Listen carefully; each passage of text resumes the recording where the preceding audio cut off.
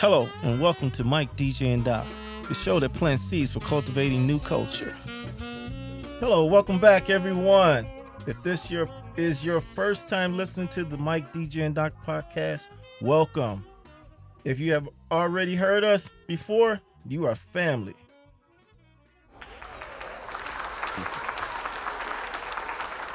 All right, Oh yeah. Doc, how you doing this morning? Hey, all is well. How you doing this morning, Mike? All right, everything good down in Chattanooga, Tennessee? Yes, it is. Yes. What about your way? Everything's doing pretty good up here. I mean, the weather's been pretty nice. It's heading into the fall season, so like we're in that Gotcha. transition. Get some cloudy Yes, days, get some yes. cold days, but I believe the hot days are behind us. So we just moving Gotcha. forward into that. Other than that, There everything's you going go. well. Well, good, good. All What right, we got good. going on today? Well, today we're going to be talking about our episode 37. This one is called America's Sleeping Giant, the Unrealized Votes. Now, I know if you tuned into episode 36 on last time, well, we had Senator Rachel Ventura come in and explain some of the things that she was working with to help the transition from our brothers and sisters who are incarcerated to come back into society with a smooth transition. We're going to kind of piggyback just a little bit off of that because when they come back into society and they start their life again from like a reset, sometimes felony convictions still follow them and keep them from taking part of every part of life that should be human rights for everybody. So Uh, we're going to talk about that. And main thing we're going to talk about is the votes. We know election season is going to be coming up soon in November, and then we got presidential elections next year. And we know that every vote counts, whether people believe it or not. Every vote counts. And we're going to talk about that a little bit today. Okay. Now, first up, we got our featured guest on the show today. His name is Mr. Karl Ferrell. And I'm going to tell you a little bit about this gentleman here. As an active and engaged member of the IUPAT Local 33, Karl has volunteered and assists numerous politicians that support union labor. Karl is a member and former president of the District Council 14 Young Lions Committee, an organization that committed to social, community, and political volunteering.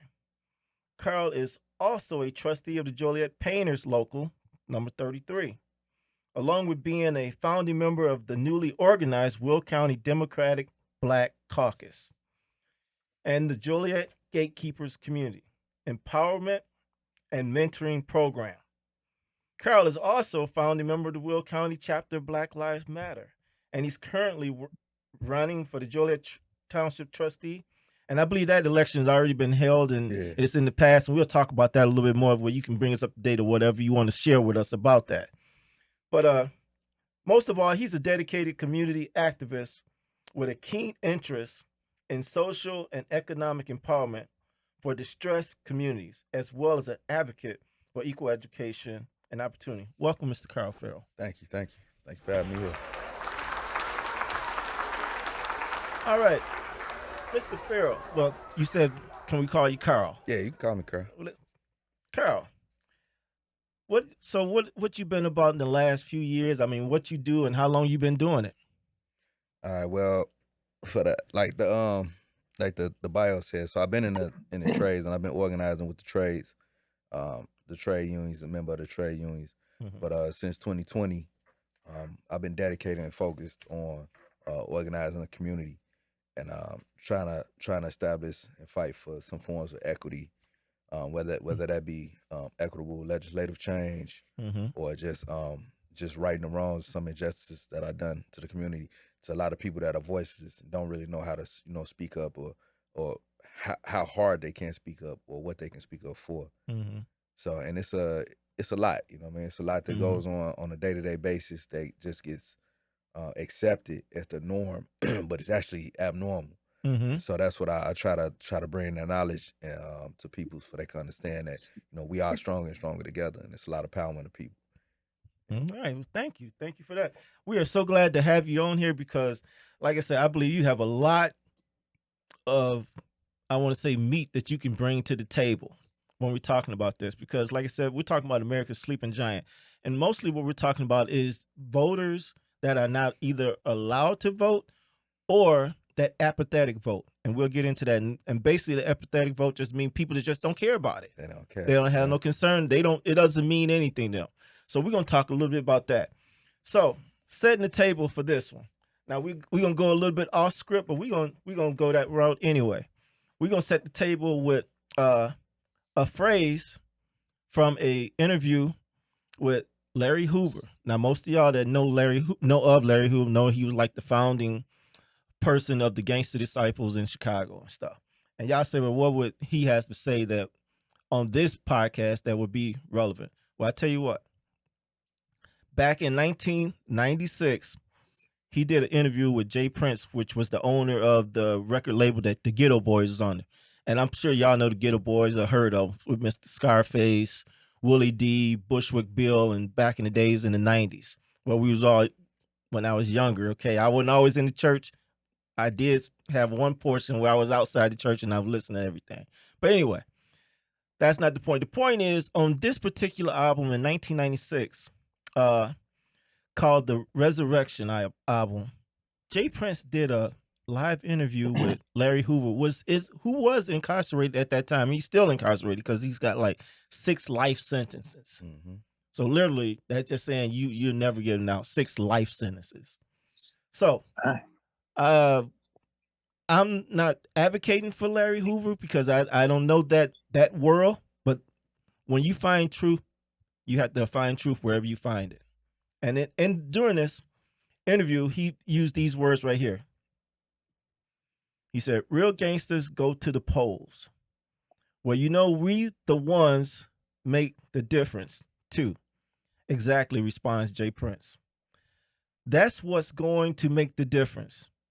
That's the sleeping giant, that 40% apathetic vote within our black community.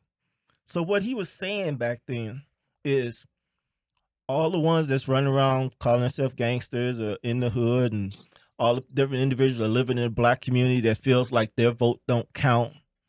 He said that's the real difference maker because that is the sleeping giant that if all those votes came to fruition, at least that's what I'm thinking, and we'll get in a little more detail and I'll see what you brothers think, that it would have a great impact on our voting system.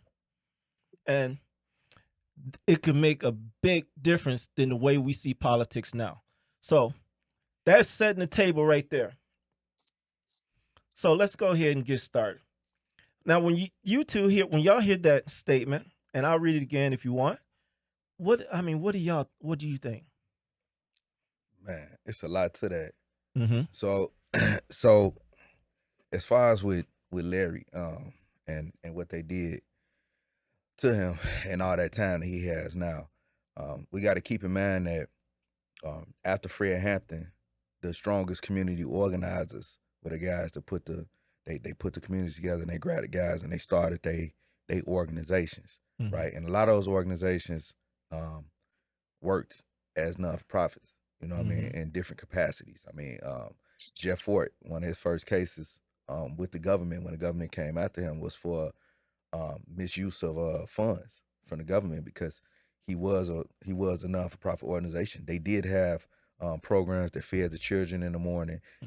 They had homework program, after school program, breakfast programs, medical programs.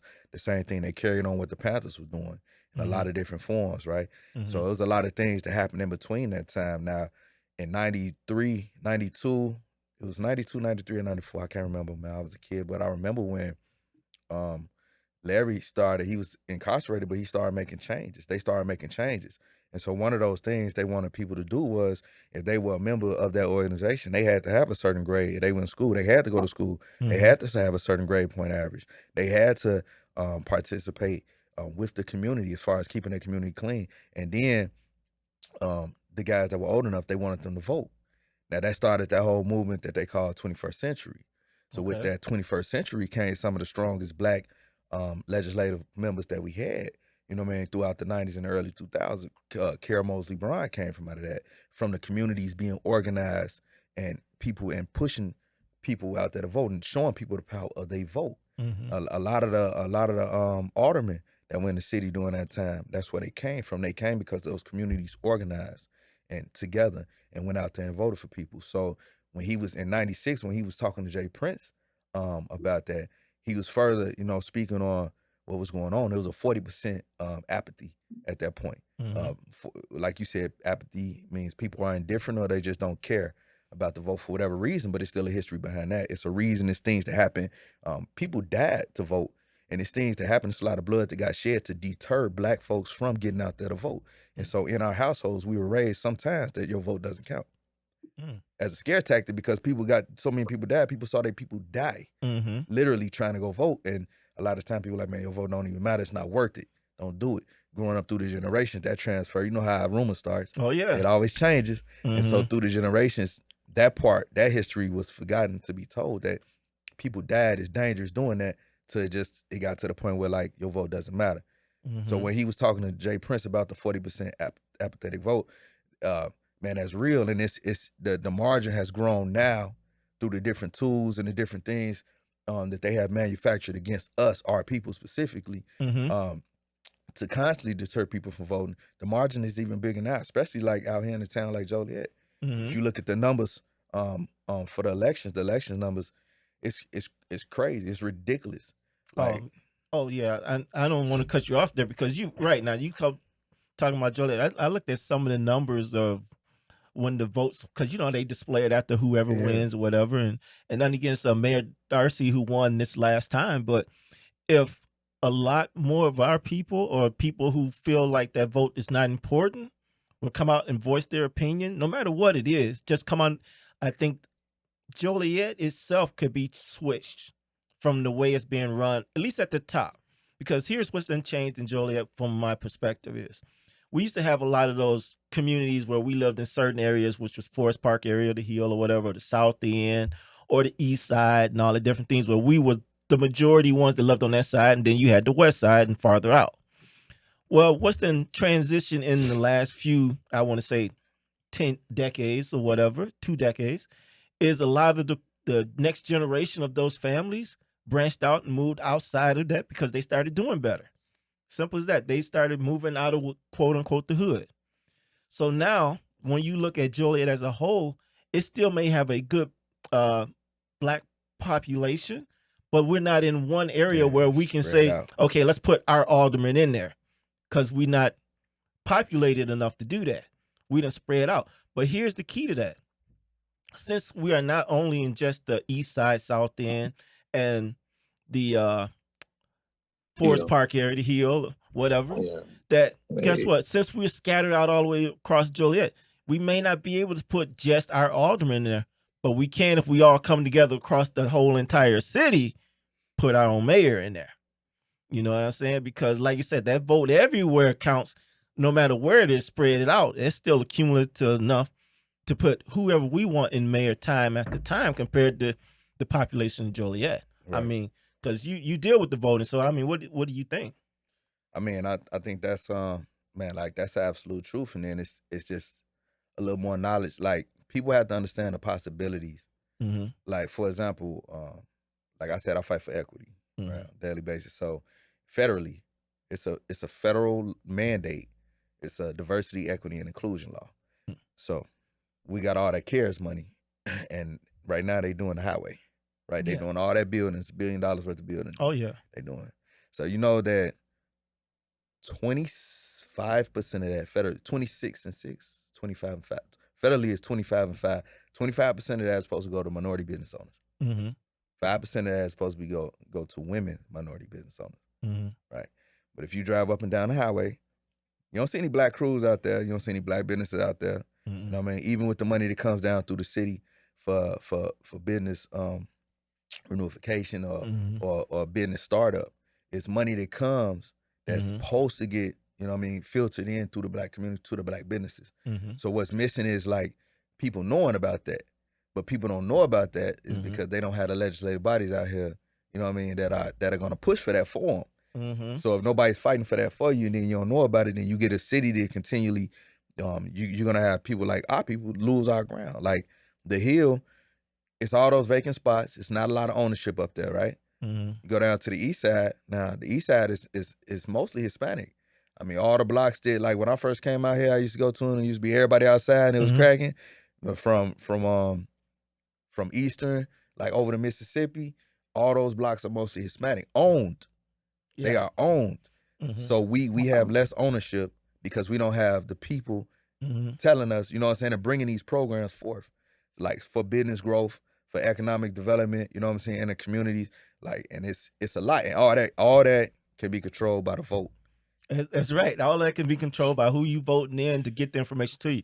Because back in May, I attended a luncheon, the same luncheon that Senator Rachel Ventura was at, and we had Lauren Underwood there, and she was explaining because this was the African American Business Association, which is with President Chris Parker, Right.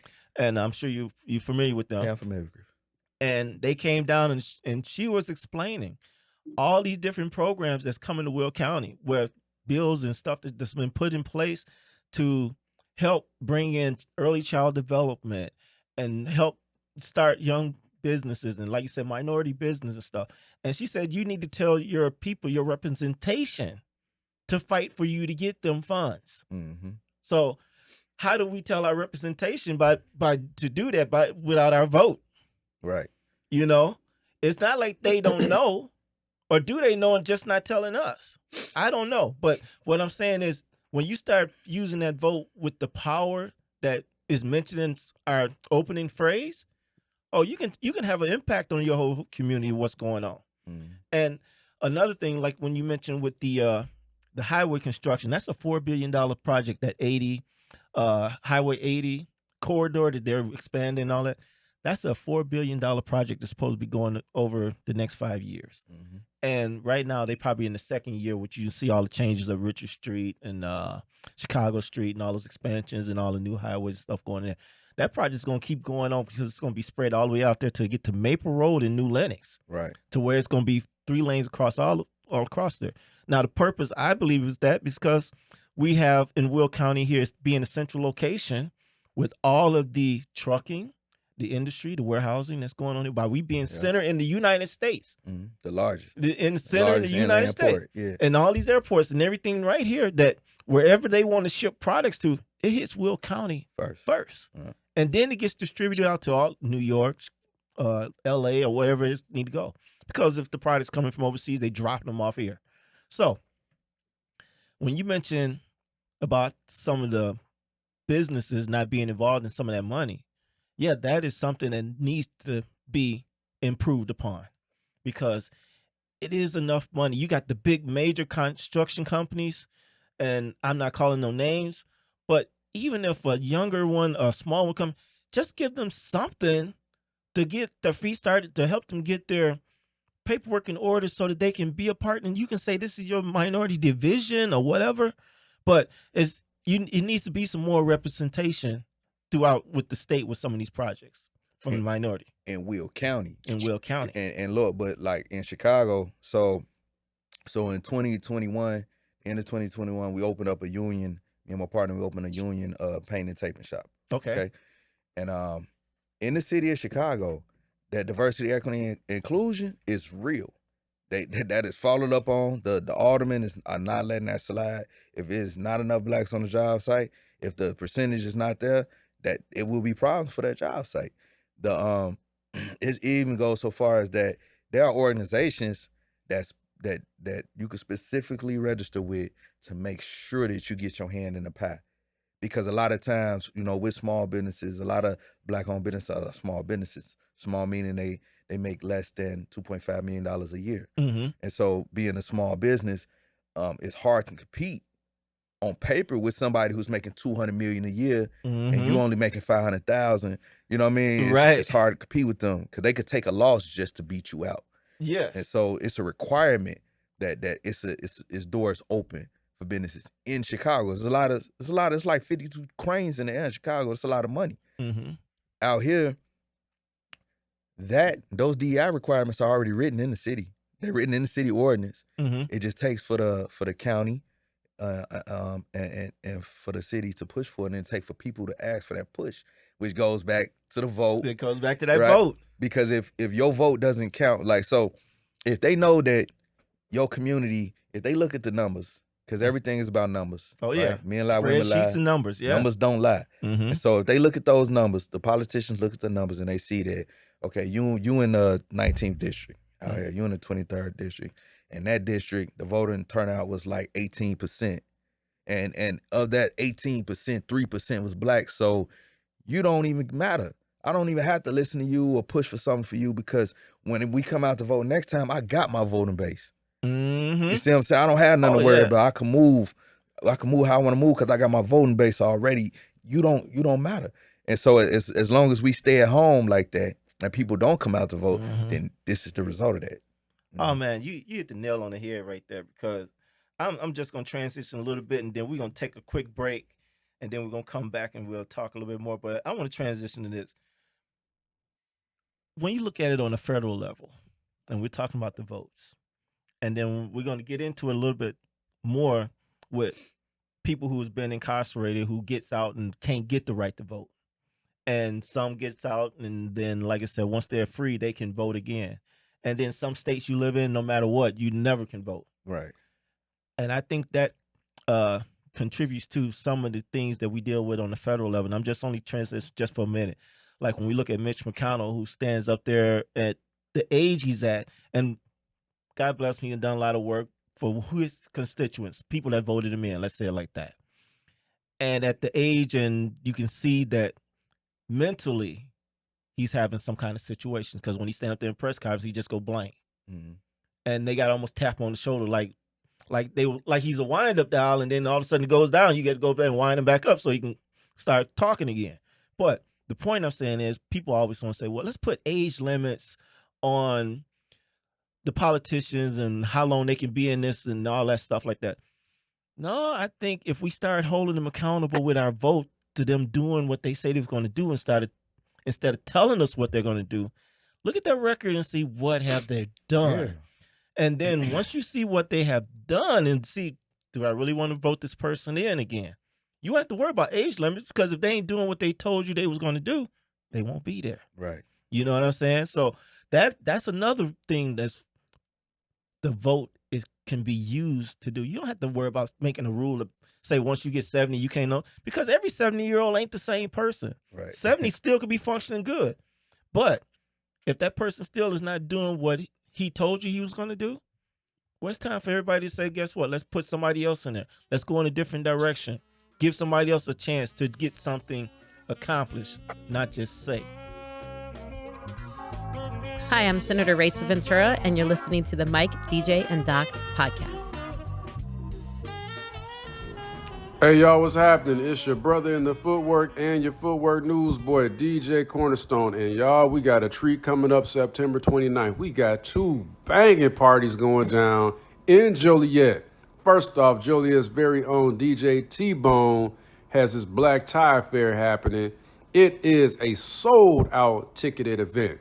Also, the legendary Ghetto House producer and DJ from the south side of Chicago, DJ Sluggo, will be in Joliet, y'all. It's finna be live. And want to give a special birthday shout out to our dear brother Boo Dilla and Prince J. Ron, and our dear sister DJ Qnique. All of them celebrated their birthdays this month. And a special congratulations to P-Top, Chum, and Goon Squad, the Raw Footwork crew, y'all, for their dynamic performance they had with Chance the Rapper earlier this month. And yo, coming up in October on the 20th, Lightworks is going down. A. Curry Photography and Footwork Cafe, Nebula 5, they get together every third Friday out in Bridgeport. I'm going to give you the address in a little bit. They come together and do what's called Lightworks, where they photograph the footworkers, video the footworkers. The first 10 or 12 They get there, gets free professional photos and free professional videos of themselves to use for their portfolios. So y'all go ahead and get in on that. You don't want to miss that. You can't beat free, especially when it's professional quality. But the address is going to be at the Bridgeport Arts Center at 1200 West 35th Street, Chicago, Illinois, 60609. Again, from 8 to 10 p.m. You can check them out on Instagram, Lightworks, that's spelled LITEWURKS, or go to footworkcafe.com for more info. But that's it for On the Corner with your brother, DJ Cornerstone. Till next time, y'all. Peace and blessings. All right, welcome back to the Mike, DJ, and Doc podcast, where our guest is Mr. Karl Ferrell. And thank you again, sir, for being on here. As we were just talking about the power of the vote, we talking about America's sleeping giant, that apathetic vote.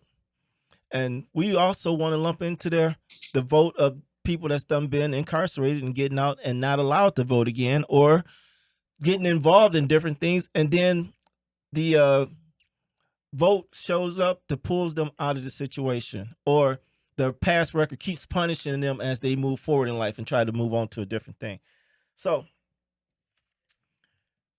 while doing some research, looking at some voting rights, I came across an article from Axios.com that was written by Mr. Eugene Scott, and it's called and it was put out on August 23rd, 2024. So it's recent. And it's the ongoing fight over felons' voting rights heats up for 2024. Like we mentioned earlier, we got election season coming up in November of this year for probably a lot of local offices. And then you also have the voting for the presidential and federal level coming up in 2024. And like was mentioned in our opening phrase about that sleeping giant and those unrealized votes, the people who hasn't registered to vote. Now, when we look at that, we had already discussed how important your vote can have an impact from the PTA board all the way up to the federal level. And if you sit back and don't use that vote, that if you're not voting for it, then you agreeing with what's happening. Mm-hmm. You're agreeing with what's happening. So it's kind of hard to sit back and complain about this, that, and the other where your vote don't mean it, but you ain't even voicing your opinion. So you need to voice your opinion. But anyway, talking about the fight over felons' rights to vote. Now,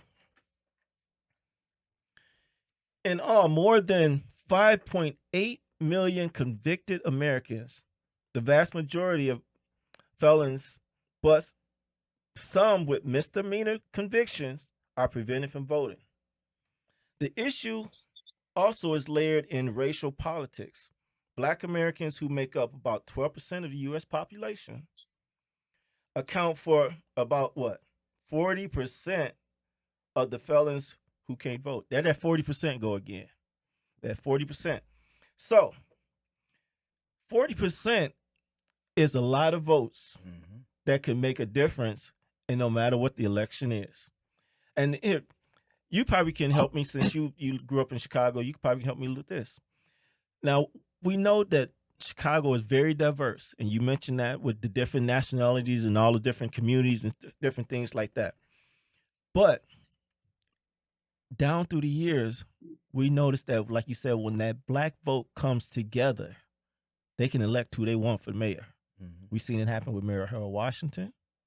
We've seen it happen this past election, I believe, with Mr. Brian Johnson. Yeah.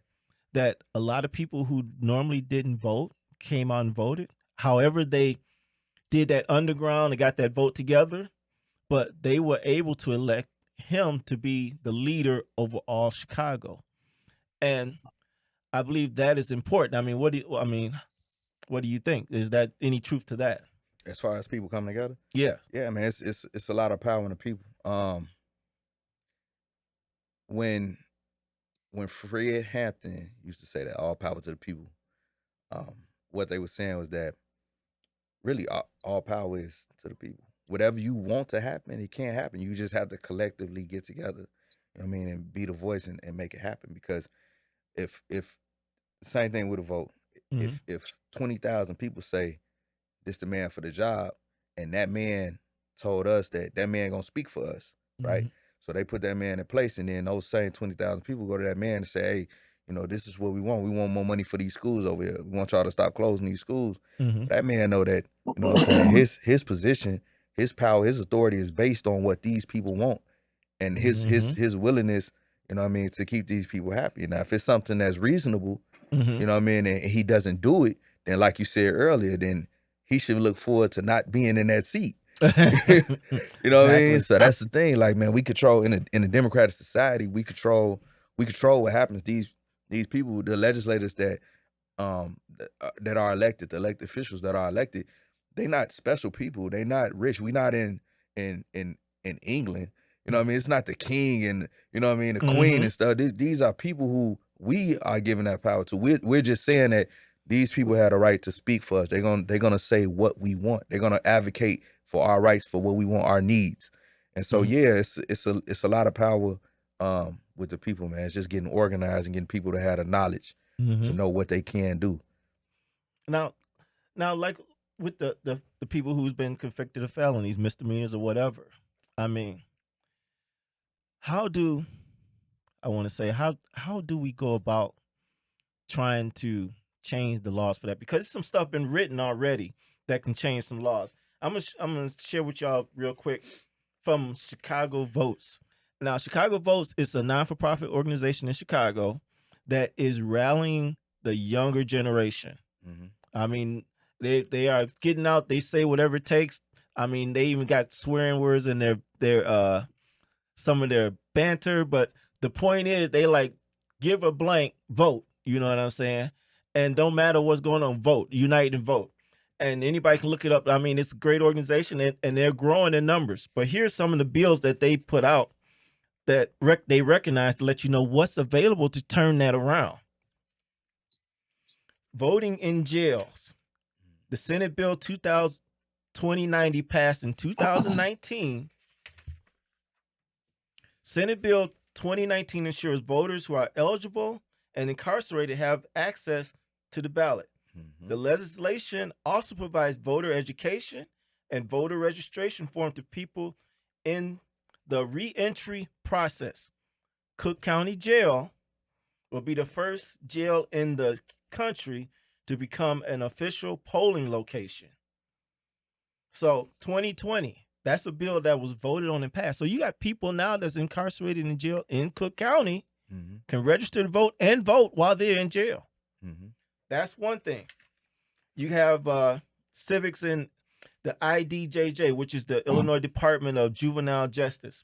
Senate Bill 2116 requires the Illinois Department of Juvenile Justice to provide civics education workshop for the youth 12 months prior to release. Now, when you look at that juvenile vote, the mind of a young person.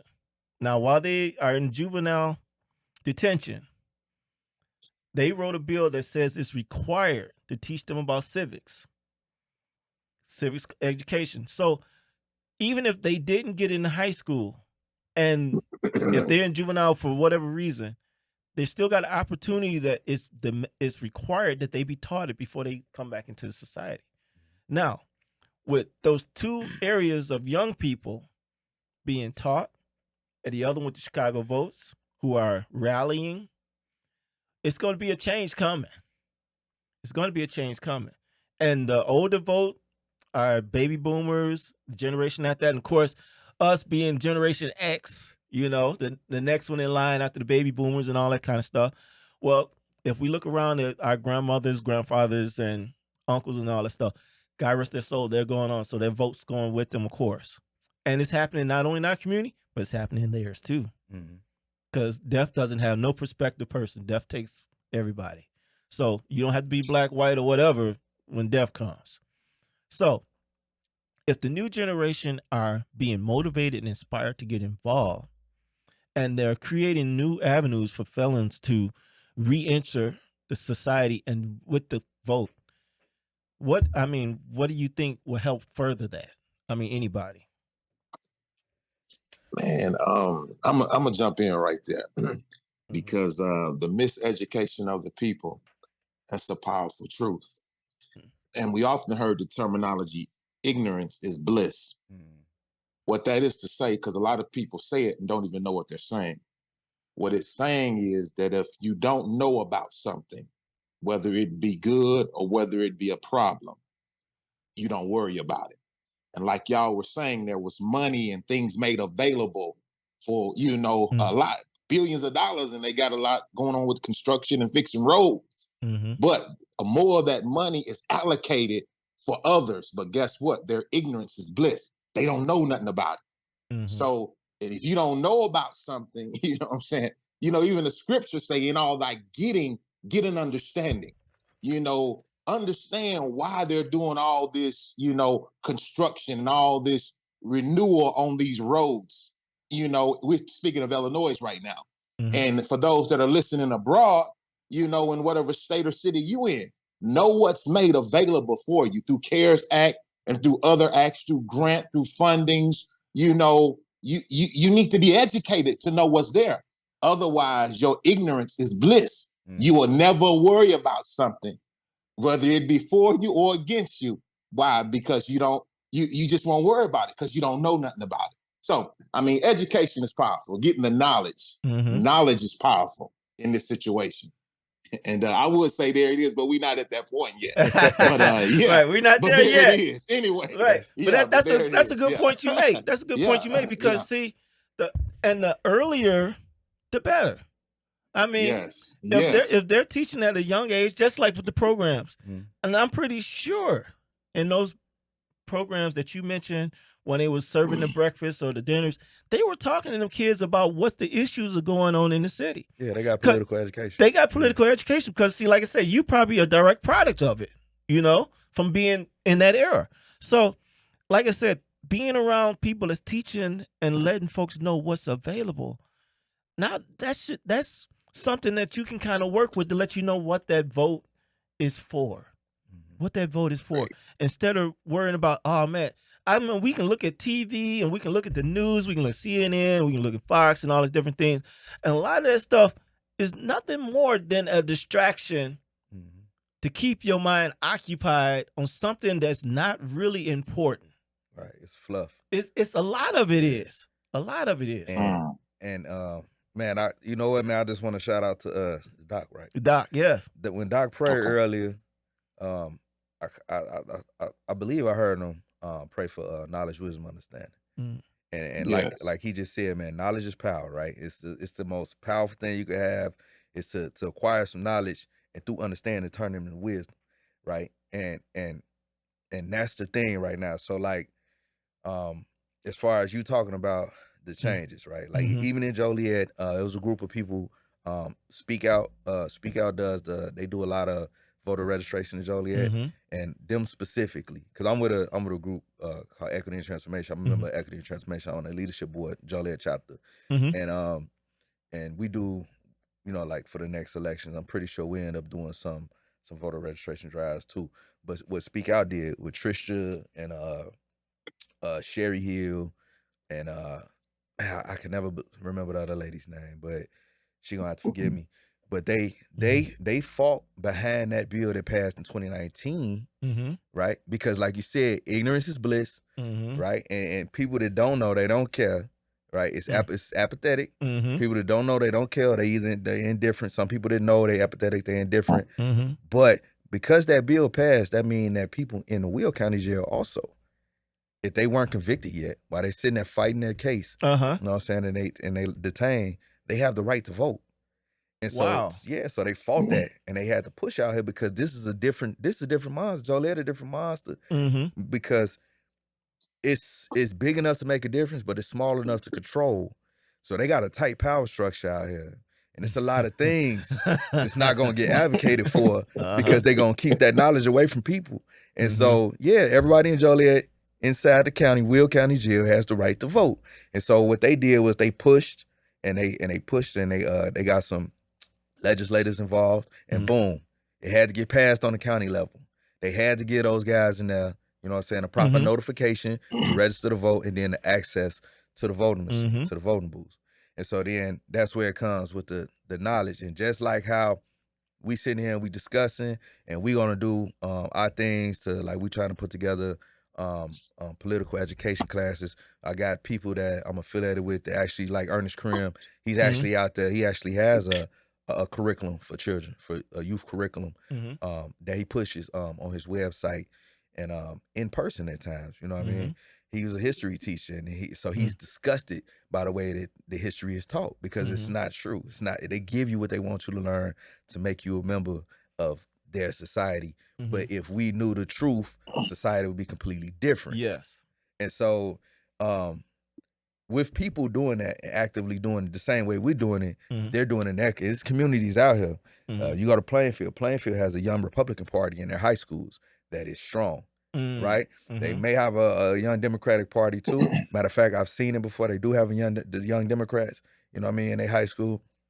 But if you go to our communities, you don't see that a lot, right? For a lot of reasons. One, the money may not be there to fund it in the schools, to have those kind of programs, to have that extracurricular political education in those schools. But the places where they allocating, they taking the money from robbing Peter to pay Paul, and they allocating the extra money, and you know what I'm saying, that they got a lot of stuff that they organize. So as hard as we organize, we got to remember it's always people organizing, you know what I'm saying, opposite of us, that don't want what we want. Yeah.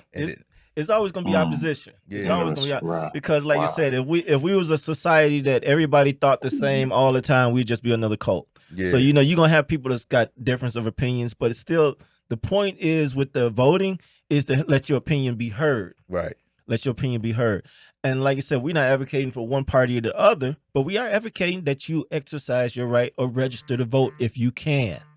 If you can register to vote, we saying here on the Mike, DJ, and Doc podcast, look, take the time to make that registration. One more note I'm going to make about registration, and then we're going to take our last break. How many of y'all are aware of, y'all know Taylor Swift, right? Y'all know the singer. She's selling out concerts all over America, everywhere she go. On last week, a couple of days before this recording, she sent out to all her fans on voter registration day to go out and register to vote. That's strong. She's told them all to register to vote. That's real strong. And from that, Taylor Swift told fans to register to vote. Then vote.org got 35,000 new voter registrations. That's strong. 35,000. Like, but just think about it. She's talking to millions of followers that ain't registered to vote and go out and register to vote. Why is it important that she says that to them? Because she knows the influence she has over people with her music and everything. And she knows that, guess what? If I encourage them to get into the voting process, guess what? That wherever they vote for whoever, whatever, that's a lot of power to move people forward. And that's going to have a direct impact on what happens in the political society. And the reason why I say that is, suppose she comes out and say, well, she wants to support such and such candidate. You know what I'm saying? If she comes out and says she wants to support such, who do you think those new voters going to vote for? They're going to vote with her. They going to vote with her. Exactly. Vote with her, so. They going to vote with her. That's it. So what I'm saying here is, guess what?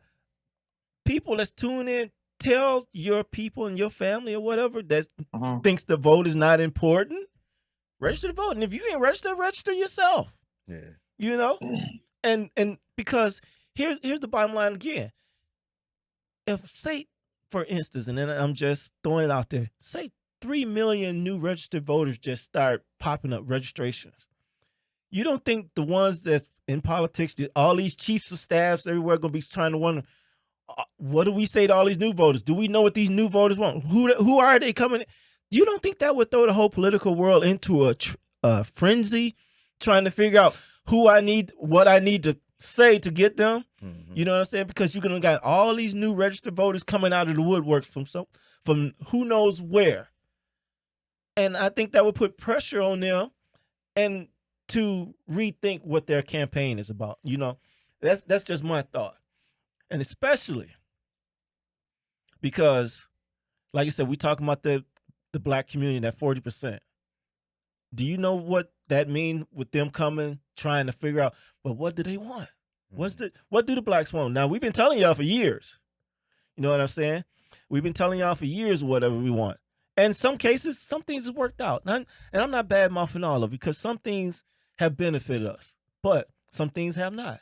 Right. And like I said, I don't want to just stay on the black and white, but we're talking about the 40% of ours just apathetic is the main topic. And if they would come out and register, and everybody who ever been released from incarceration that can vote would come out and vote. One quick second, Brian, put up the map with the cities, the states that don't even allow you to make that vote. Now, what we're looking at right now is the map of the United States, and it's color coded to different things, and we're not gonna go into all the details on it. But if you look at the orange ones, like Arizona, Minnesota, Mississippi, Alabama, Florida, Kentucky, Tennessee, some with felony convictions can't vote. Look at the ones in yellow. People with felony convictions can vote upon completion of sentence. You got what? Texas. You have Nebraska, Oklahoma, Missouri, Wisconsin up there. So they can vote once they've been released. They can register to vote. Mm-hmm. And then you has the light green. Everyone has the right to vote, which is only 2 states. It's only 2 states in the whole United States that no matter what, everybody has the right to vote. And that's Maine. And what's that up? That's not New Jersey. What is that? I don't know if that's New Hampshire or Okay. some, but yeah. Mm-hmm. Interesting. Yes. So what I'm saying is, now when you look at this map, you can see that why we have some people like Mitch McConnell in all the time. Right. Because there's no new voters can come in unless they're born and come of age. But none of the adults who are released from this conviction, the felons or whatever, that never transfer into a vote that maybe puts them in there or pull them out. That's a control of the system right there. That's a big control. That's a control of the system right there, voting rights. And that's what people gotta understand. And like people gotta question. Like, it's always good to ask questions. And I know a lot of people when they were kids, they were told don't ask questions. But if you don't know, you know what I mean, you can't do better. And you gotta ask why. So the main question right here is like, why? Why does that map look like that? Why are they trying to restrain certain people from voting, or certain groups of people from voting? How did it get to the point where laws were even created that said that like you couldn't vote, right? Because in all actuality, according to the Constitution, according to your constitutional rights, everybody has the right to vote. If you don't have the right to vote and take part in a democracy that you live in, then you're not a full citizen. And if you're not a full citizen, then you're getting taxed without representation. And now we go back to the Revolutionary War. We go back to the Boston Tea Party. That's taxation without representation. If I can't have a voice that understands me and went through what I went through. And so like right now, currently like in Illinois, I'm part of the Fully Free campaign, right? The Fully Free campaign, we trying to remove 1,189 laws that affect people post-arrest, not even post-conviction, but post-arrest, that interfere with your life, whether it be housing, jobs, different political offices, things of that nature. We trying to get those laws removed. We have a piece of legislation that we pushing to the legislative members now. It's called the Peace Act. What the Peace Act does is it will remove or set definite barriers for people post conviction to be elected for certain positions, right? Like I was elected. Right. I was elected. They got me removed from my seat because of prior convictions over a decade ago.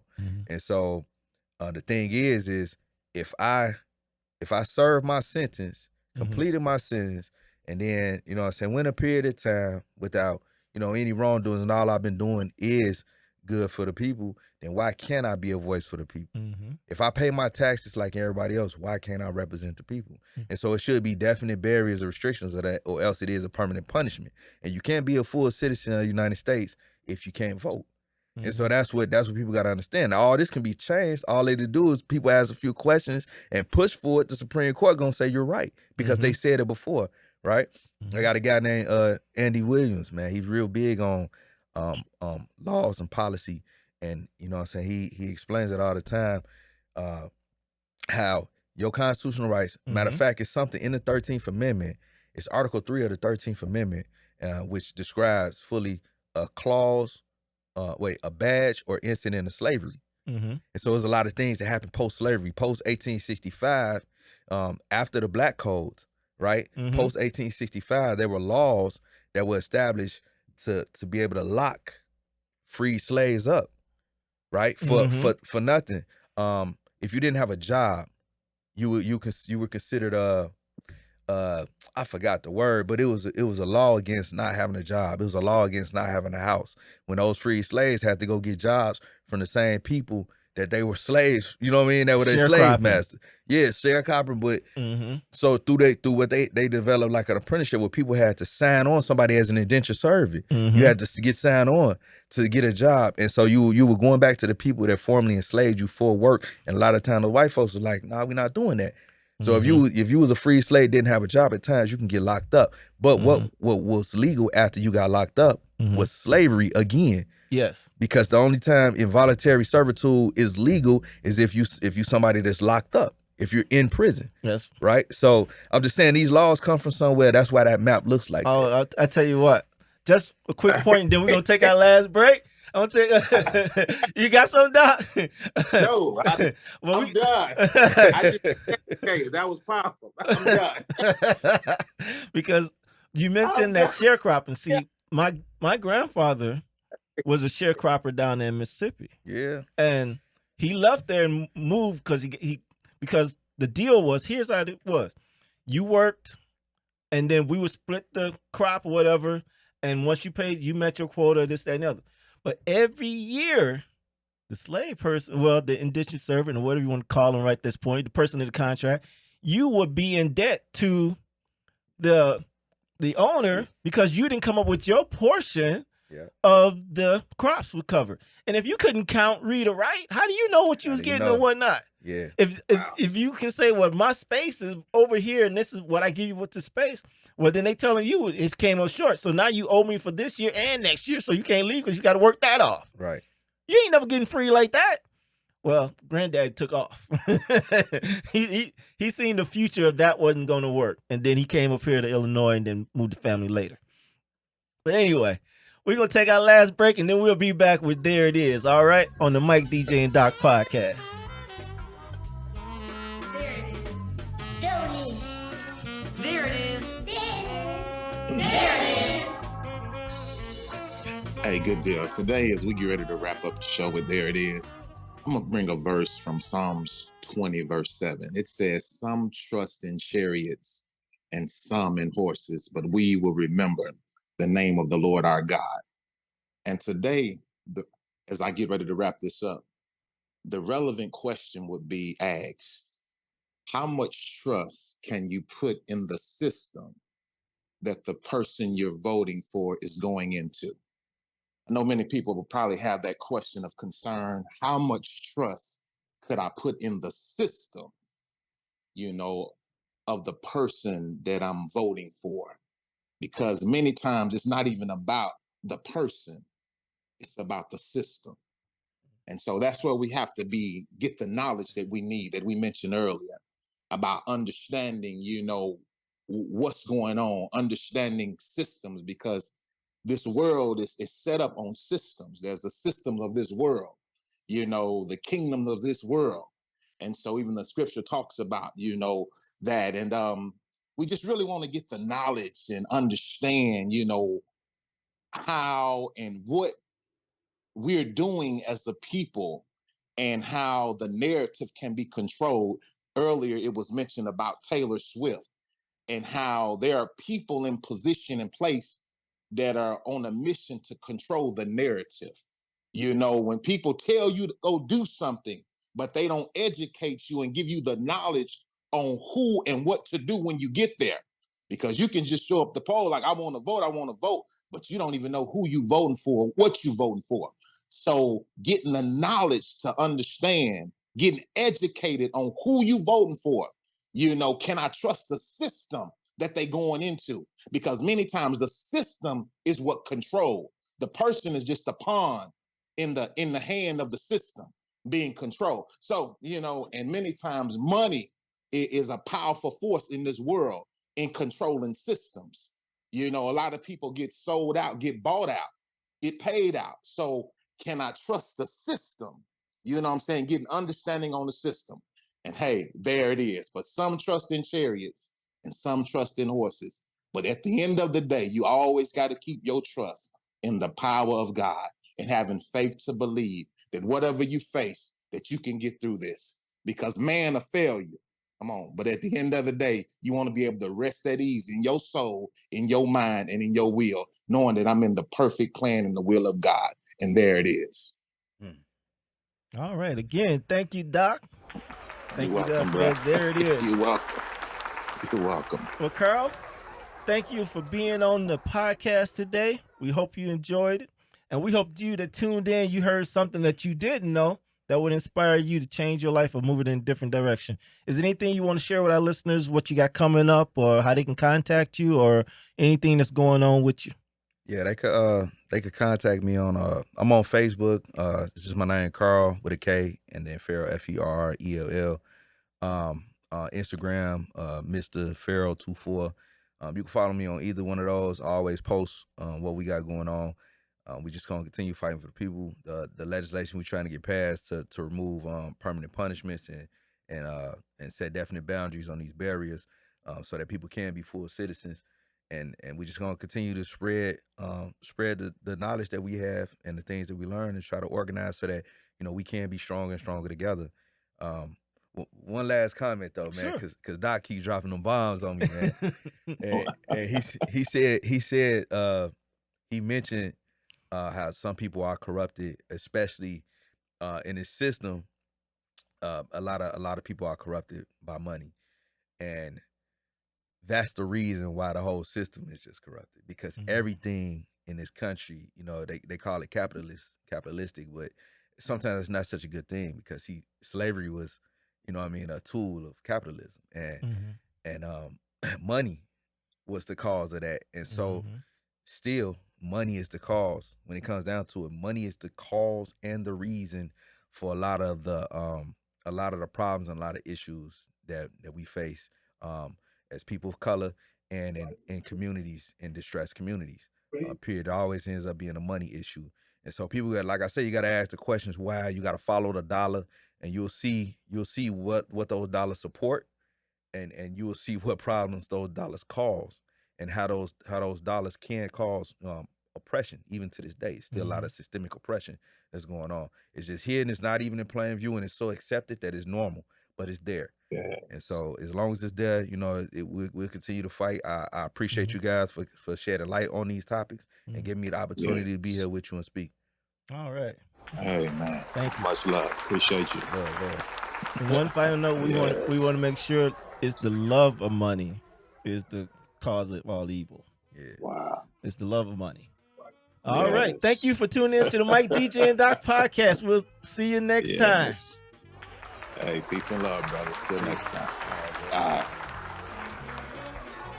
If you have any questions for Doc, DJ, or Mike, please go to MikeDJandDoc.com.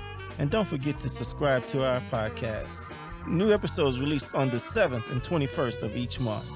Matthew 25:40, Good News Translation, the King will reply, I tell you, whenever you did this for one of the least important of these followers of mine, you did it for me. We leave you with this question. Am I helping at least one person? The Mike, DJ, and Doc podcast is brought to you by Silver Cup Investments. Recorded at Audio Hive Podcasting.